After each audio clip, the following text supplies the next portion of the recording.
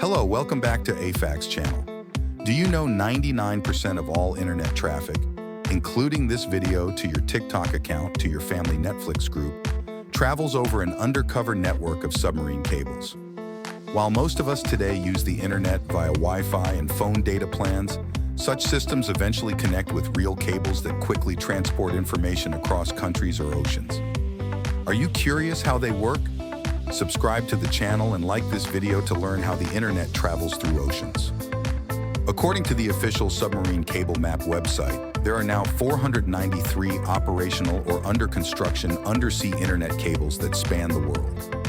These vary from the relatively modest 300-kilometer Azerbaijan-Turkmenistan wire running between the Caspian Sea to the utterly massive 6,600-kilometer Maria cable connecting Virginia Beach in the United States and Bilbao in northern Spain.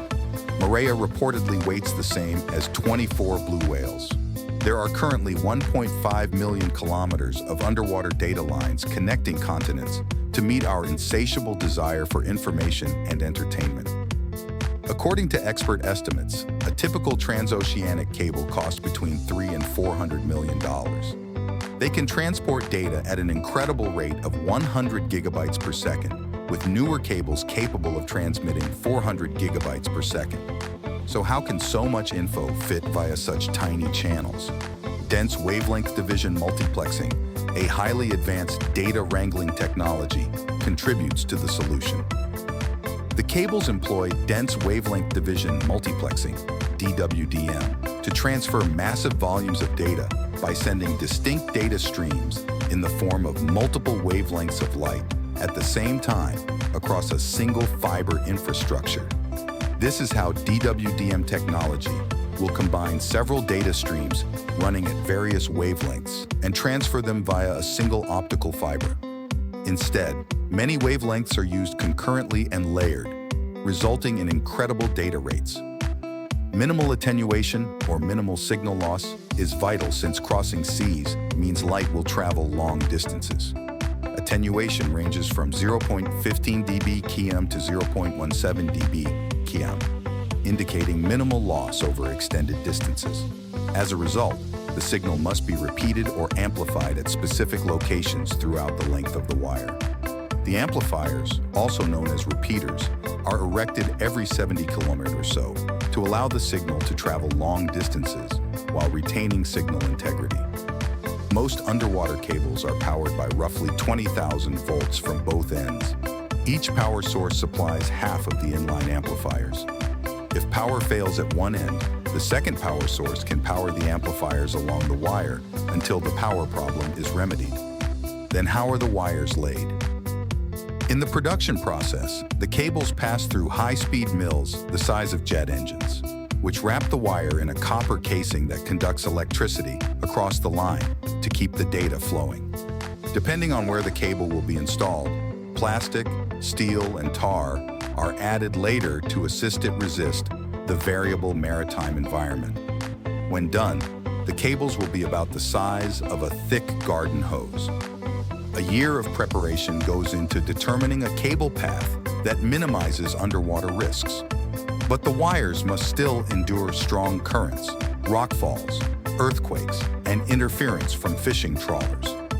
Each cable is projected to survive for up to 25 years. They are then coiled into massive cylindrical drums aboard specialized cable-laying ships. Determining the ideal transoceanic path can take up to a year of planning and charting. Undersea cables should not be installed any place that is volcanic, prone to earthquakes or mudslides, or heavily trawled by fishermen.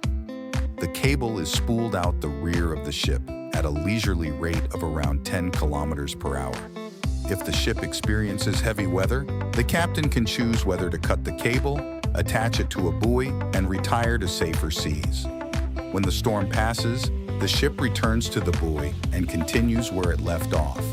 In 2012, Hurricane Sandy in the United States knocked out numerous important transatlantic cables, causing network disruptions for hours. In 2011, the Fukushima earthquake in Japan produced comparable internet devastation. The great majority of such disturbances, however, are caused by human negligence. Typically, trawler nets or wayward ship anchors. Cables near the coast are substantially more vulnerable to such disruptions. As a result, the closer a wire is to the landing site, the more likely it will be thoroughly armored. Many are even excavated into the seabed in lengthy, specialized trenches with ship-drawn plows. Years ago, underwater cables were first owned by telecommunications corporations who would band together to establish a consortium of all parties interested in using the cable. Over time, especially as the internet expanded in the mid to late 1990s, more businesses realized the value in investing in the infrastructure that allowed the global internet to take off.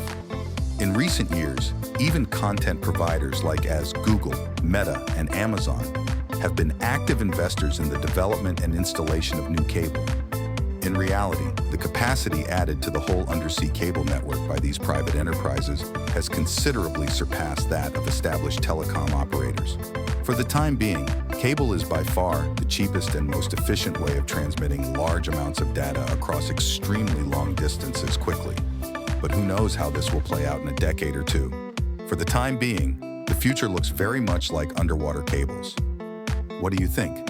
Let us know in the comments. And don't forget to subscribe for more Tech Facts content.